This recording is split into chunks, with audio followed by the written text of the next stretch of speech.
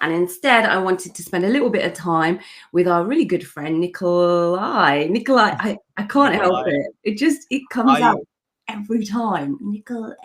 You know what? When John Toon coined it at Fab, Coined it? What are you talking about? It was from me. Oh, I can't believe that he would. You and John need to have words. Nikolai was definitely the one. Nikolai. It just it just rolls off the tongue when John says it. I can't help it. It's just every time I see your name, because of Genesis and the genesis behind Genesis, I just see Nickel AI. I'm like, Nickel AI. Well, I suppose in fairness, it is pre-spelt, really. It's just it's like, AI. It's like your parents just knew what was coming, and they just, let's get him ready. You know what else? Over the years, everyone struggles to spell my name, but then when I say to them, "Oh, it's just Nicola with an I," they're like, "Oh, yeah, easy." I mean, look, I hate to admit it, but I have got so many things I can say about this conversation with names, because obviously Indy is the short name, but the amount of times that, I don't think my name is fairly phonetically easy in Derby, but the variations, the spelling of it, the amount of times that people add an extra D or an A or something. Where did you even get that from? I hope that there are hundreds of people over the next week watching this that are having a conversation with us about their names and be like, yes, oh my gosh, no one can spell this, or no one pronounces this right, etc. So if you're out there, like, join the club. I don't know, write a comment, like, join in. And if you have a really good name that is, like, again, relevant to the future, like, well, what could be relevant to the future? Something to do with the chain, right? Blockchain. Oh, see, now that we've been put on the spot, we're like blanking, aren't we? Yeah. You can tell we didn't prepare. Like a cryptocurrency. It's got to be like a coin of some kind. There's got to be a spin with Doge, or like, oh my God, like, initial. Like a Doug, but yeah. But don't you actually? God, this is crazy. You could be a cryptocurrency as well. Look, N and then ICO, initial coin offering. Nico. Oh dear gosh. I've got to write this down. Indy, you do realize that it's called Jack. Future coin. Future coin. You saw it here first. I'm just going to buy some shares in it very quickly. So thanks for joining. Actually, I think that the one reason I wanted to talk to you, aside from your really cool name, which I obviously coined, that I think that we have crossed paths so many times because of the podcast, and I think that it's really helpful to be able to talk to you before we go into Digital Accountancy Show, because there is so much to learn about the space, and you've gone on stages at Fab, and you've also released more info about Jackpod. So first, I just wanted to start at the very top for anyone that's meeting you first time and coming into this world of why AI, why bookkeeping, where's the fit, and where and what is it, your elevator pitch for sort of talking to people about what Genesis is all about. Yeah. Hey, thanks, and they're really, really lovely to be on again, chatting this morning or this afternoon or tonight, wherever you may be listening. Genesis started just over 2 years ago with this question mark of, is it possible to build AI that can understand the context of what someone spent money on and reconcile it to an internal audit standard in near real time, or as close to it as possible? And the talk the panel that I'm on with some brilliant people on Tuesday on day one at DAS, like, asked the question of, can you train AI to be a bookkeeper? And the two questions are frightfully similar, because we do expect our bookkeeping to be completed to like an internal audit standard, right? It's consistently correct, like there's controls that have been checked, etc. But it's never been real time. And so it kind of asks the question of, well, what do we gain by it being real time? And so there's a bunch of downstream benefits, like this data that bookkeepers produce.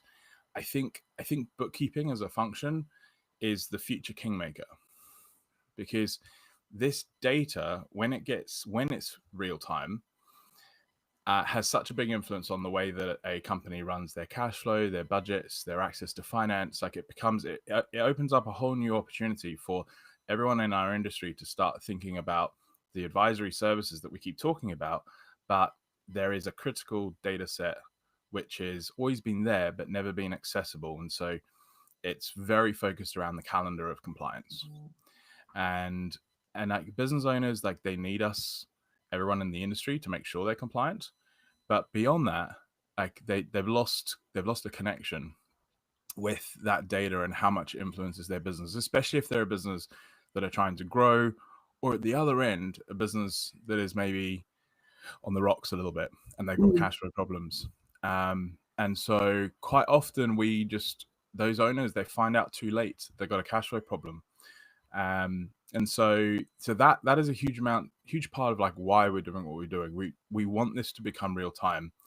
We want to be able to give an assurance that this data is correct, because the accountant and the bookkeeper are never going to leave like being on the front line. They're going to be involved in the way that AI gets trained, or they should do. And they're going to still be make critical decisions around treatments, especially where you set a precedence. And so much about what we're building is about a multi-year journey.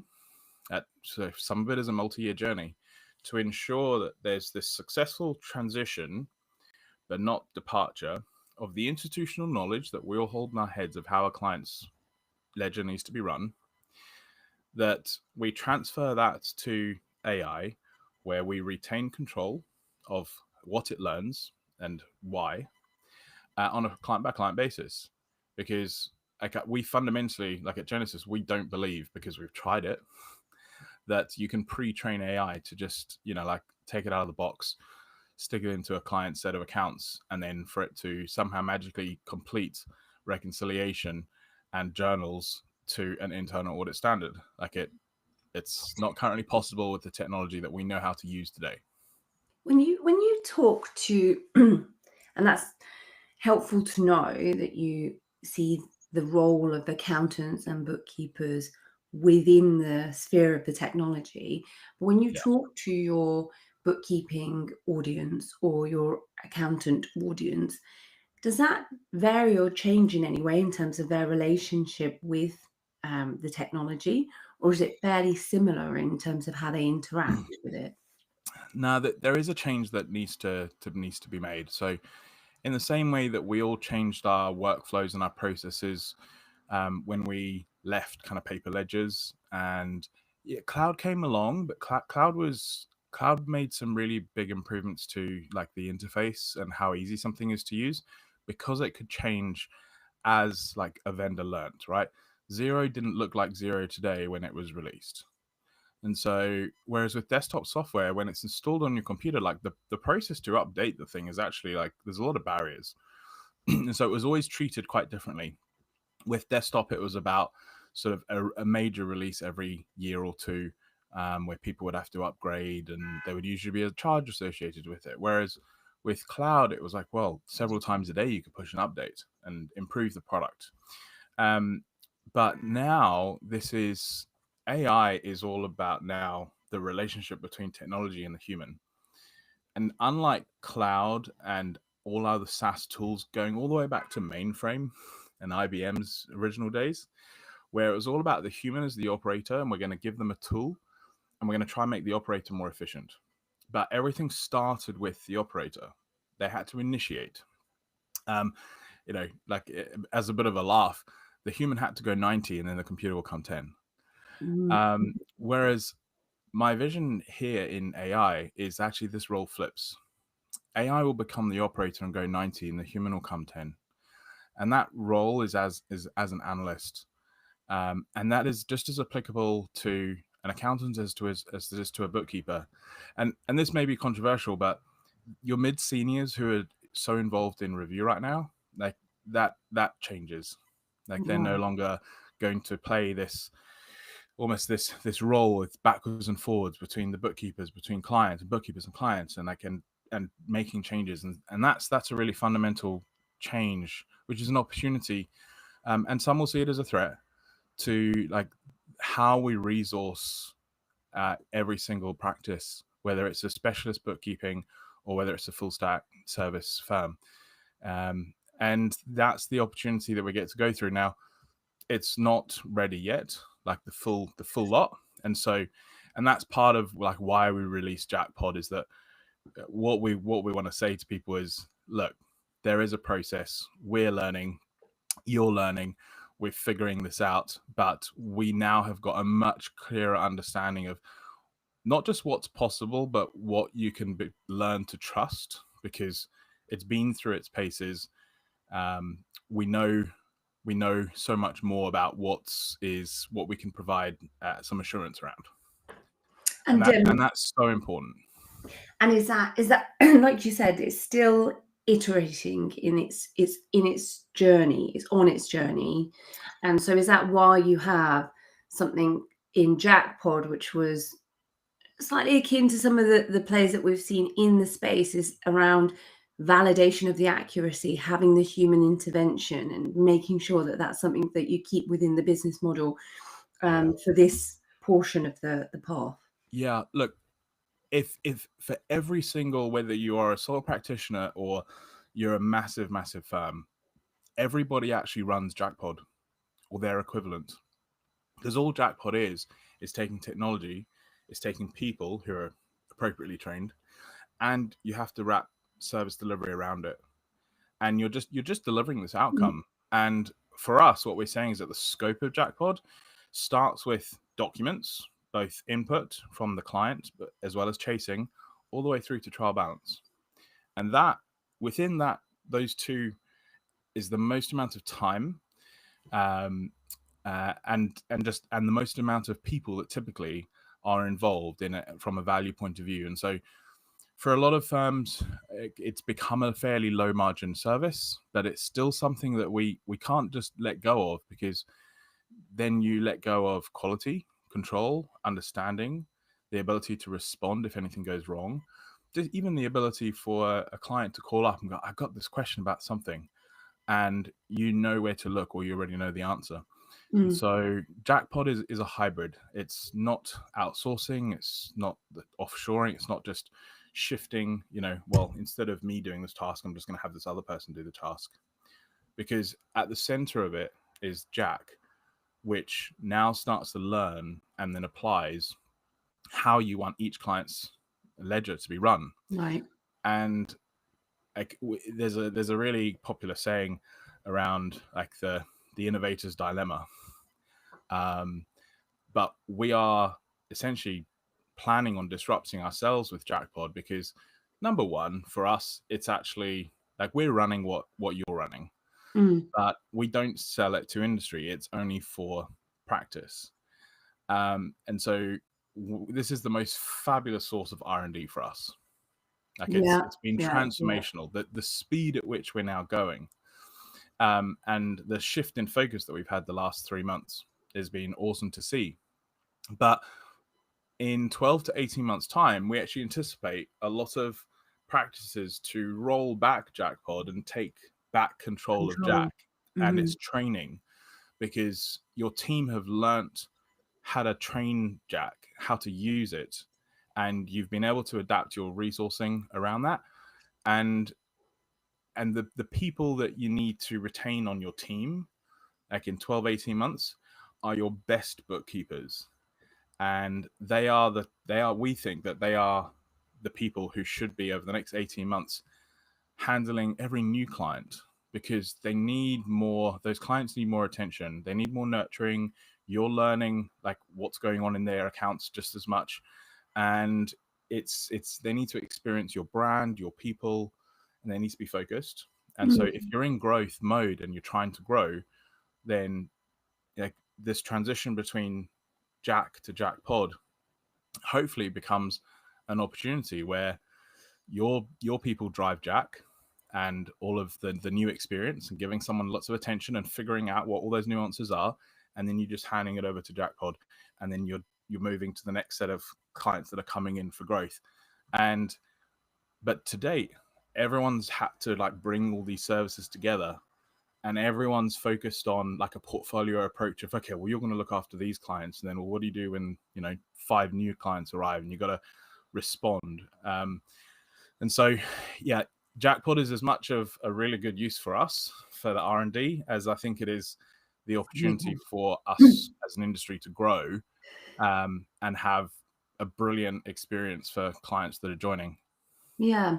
And then what does that mean for the next, like you say, that business model for you in Genesis is over the course of the next 12 to 18 months, things will evolve. We see it happening now where in certain industries, the adaptation to having like AI first models or bringing it into the corporate agenda. What happens to then the next? Where is the next Genesis? Oh God, I just love it. Where's the next Genesis of Genesis for like from a longer term view once that kind of happens? So longer term, everyone in my position is going to be biased and say, well, we want Jack to be the world's bookkeeper, to be the back office support in this augmented relationship between human and tech, where Jack goes 90, human goes 10, like always. I think what's super useful about that is that then, because it doesn't stop. This is a slide aside, Indy, so I'll just bear with me for a sec. Quite a few people have asked, well, what happens to our juniors? How do we get people up to senior? Like if all of a sudden AI is doing 90, right? Well, what happens to our intern programs? Now, they should increase. We should look to leverage this as part of like brand and marketing of like attracting more people to enter the industry, irrespective of their age. Like, because by constantly handling the 10, or like for the next 12 to 18 months, it's probably about 40, right? So it's actually about 60-40 at the moment. By handling the 40, they're not doing a lot of the really boring manual data entry stuff, which is part of the 60. Because AI's done that, they're on a more regular basis going to work on the edge cases, the gray cases that are a little bit tougher, that you need to do a little bit more research, and you've got to have a better understanding of what's going on at the client. And that, I think, is more engaging, and it speeds up the learning process. We're going to speed up and see interns become really, really competent, understand it like to a much deeper degree, like why the ledger operates like it does, and what you can get out of it when you manage it like really, really well. And so I think AI is going to actually be able to grow the supply of people who are going to enter the industry. But we also have to market that and tell that story. For us, once 18, 24 months time, what do you do with the data if it's real time? And for us, what we want to see and what we'll continue to support and invest in is giving earlier access, higher quality working capital to your clients. Okay. Like, we want to see growth. Like, we are not quite the same as I'm not a chancellor going, we're just in growth mode. Like, hey, country, just grow. But our plan is that when this data becomes real time, it's a data set which then becomes available for lenders to look at and use to price access to working capital cheaper. Yeah. Right? Like, everyone can access working capital. You can whip out a credit card and start bailing yourself out. It's just really expensive, poor quality capital. Yeah. And so it's not so much access, it's access to good quality capital. And that is what we want to see. I am heartbroken by the amount of businesses that go under, profitable, good businesses that employ people all across every country around the world, but especially in our local communities where we probably all know a story. that go under because they've cocked up their cash flow. Mm. And I hate that. And I've been on both sides of the fence. I've both been in a business where that's happened, and I've also worked for a company whose supplier went under because we were a big telco and we didn't pay bills on time because we had internal processes that we were more worried about. And that has sat with me for quite a few years. And so I love what the team over at Mimo are doing. Like, I'm fully supportive. I think it's the right direction. Like, we're also going in that direction. There's a big world out there. I don't see us as, oh my gosh, like we'll all have to compete against each other. Just like the more people that we can get access to the right type of working capital, the better. But we also have to listen to lenders and the regulations that they're beholden to. Like, they can't just change their risk models arbitrarily because we feel sorry for a SME that's disadvantaged right now. No, of course. And I think you touch on something interesting, which is around application of data, and in a way that at least you're building the historic data in a way that you can see what's repetitive, what is common for a business. And I think that SMEs, they are very heterogeneous in nature. No two SMEs will even book things in the same way as as you say. So it's about being able to have a more accurate or representative picture of those SMEs. And I think that whenever someone says to me real-time data, and the next sort of advent of what you would do with that data is absolutely logical, that it's around payment or around access and management of that working capital. So I think it's totally in keeping with where I'd see the next wave of growth to come from, because most businesses are still struggling for different options that could be available to them. So it's exciting, and I think it's one that allows other, like you said, a lot of other parties to the table, and we still haven't bridged the gap yet of what the lending chasm is for most SMEs. And there's a bunch of wins on that journey as well. Like, being able to, we plan on Jack being able to keep budgets up to date in real time. The ability to actually understand cash flow is not just a forecast on data that's already been booked. Like, when this becomes real time, like if you've got a client that is only motivated to get you missing documents, of which there's typically like 60% we find on average, like missing documents at first go. Like, you aren't producing a cash flow which is representative of what's really going on, especially if that is only happening once every 3 months in time for the VAT return. And we've been contacted by vendors in this space who have cash flow like management software, being like, people are questioning the value of our product because it doesn't end up being accurate, like what the forecasts say. The difference between forecast and actual is becoming too big.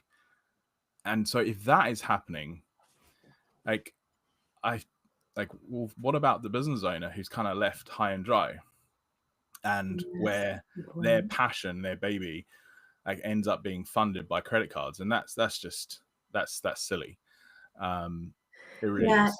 I suppose it's about making sure that there's a balance between the access, the visibility of that, and then just what is good cadence around, like the recommendation or the ability to, like you say, advise. And I suppose that's where I expect that you'd probably over the next 2 years build that in with that human intervention that you have, because as you said, that is where it makes a big difference for the senior managers to then be able to detect in some way, and then say, well, I'd like this threshold. At this threshold, there should be something that one is intervening in some way, or at least making that suggestion to the business owner.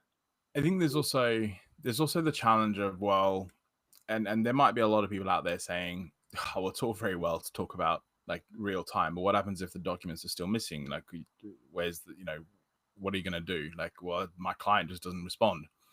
I think there are strategies to increase engagement from clients, and part of it is, well, what are you going to give them in return for becoming more engaged? And have you thought about that?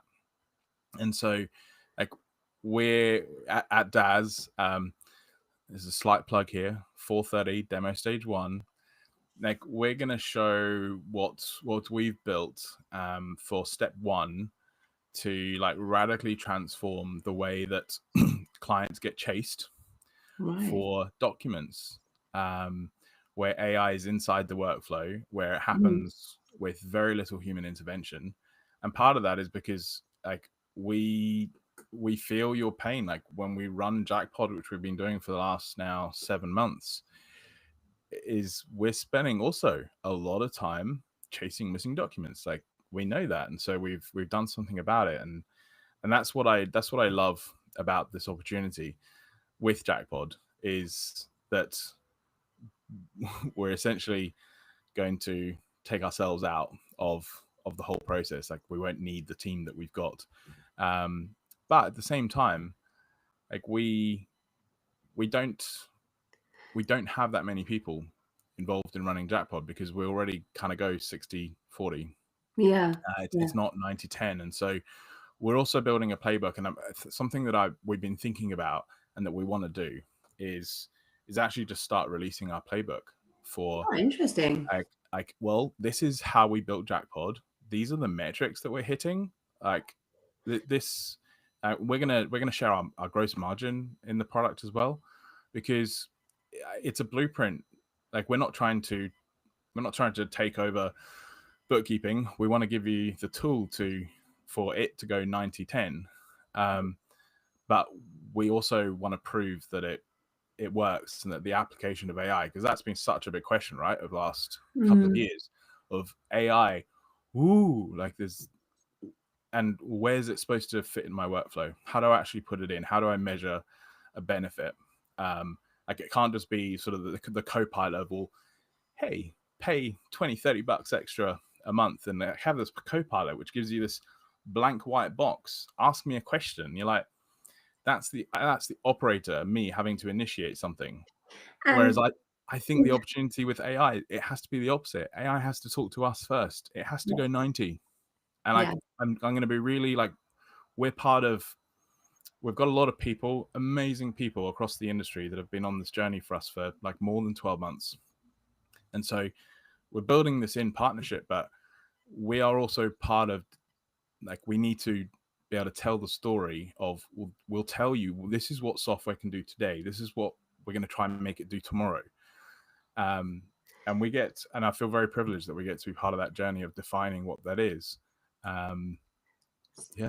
So on that note, if you basically watch this live now or later, write playbook in the comments, and Nickel AI will share his playbook with you. Early release. You heard it at first. Oh my gosh. I think there's probably going to be some people at the office that are like, no, not yet. Next week. But look, it's like we have the operation, the technical playbook, like, because all of our own team like follow it for Jackpod. It's really tight. Like, it is something that we'll share. I like that. I think it's good because I think so many people get scared about giving away their playbook, but actually I've only ever found that if you give it away, the more people will come back to you anyway. And it's a self-fulfilling prophecy, because you learn a lot more from the giving of it away. So I really hope that happens as well for Genesis, and how people then engage with the product, because as you say, it's very easy to look from the outside, ooh, AI, and then you scratch the surface and maybe it's just a load of people behind the screen, which we've seen in the US recently with the accounting firms, and I think Bench was one of the accounting softwares that was Bench had 600 people. That's AI behind the scenes. What they did Nikolai, was they just put like, so it was like indie AI, and they just changed all the names. That was it.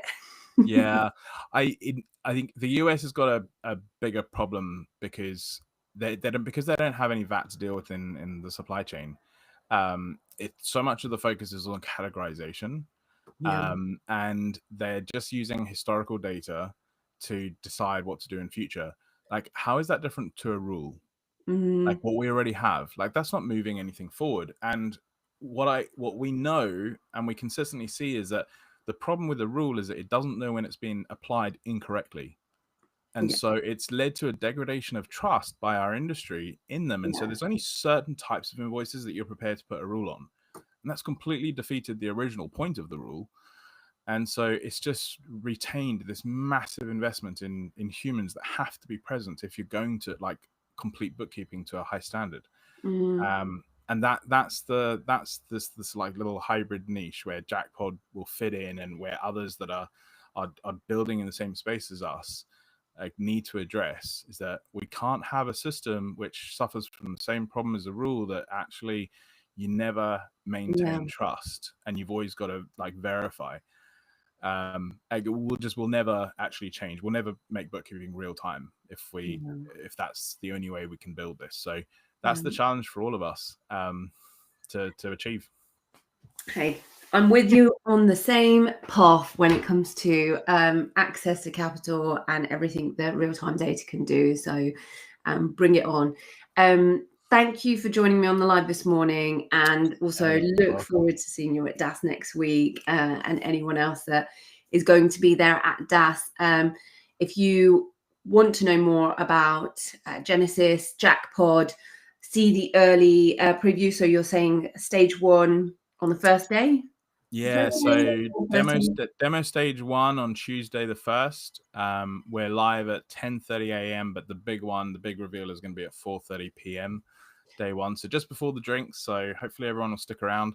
And if you're coming, we have a little gift. We have a little 3D Jack, and I was just looking around and I don't have one right here, but it's so cute. Is that the little 3D Jack that was drawing in the background as well earlier? Look, it's even like a real one. Yeah. If anyone knows Hannah Chevrolet on LinkedIn, Hannah long-term borrowed one of the original Jacks at Fab that we had, that we weren't giving away because we just had some 3D printed. She posted a photo of it on her LinkedIn last week. Cute. Can't wait. Well, great. So I will see you there, and thanks for joining me. And anyone else that wants to reach out to you in the meantime, please do on LinkedIn. I'm sure that they can find you under Nicola AI. Don't forget, when you go and introduce yourself, say you're so excited to meet Nicola AI. Yeah, Google Jackpod, and you'll find us online. Thanks a lot. Thank you so much, Indy. Great to see you this morning. Thank you. Bye. Here we go. So I'll just stop that, and that should be done. Okay. That was great. Thank you for that. I think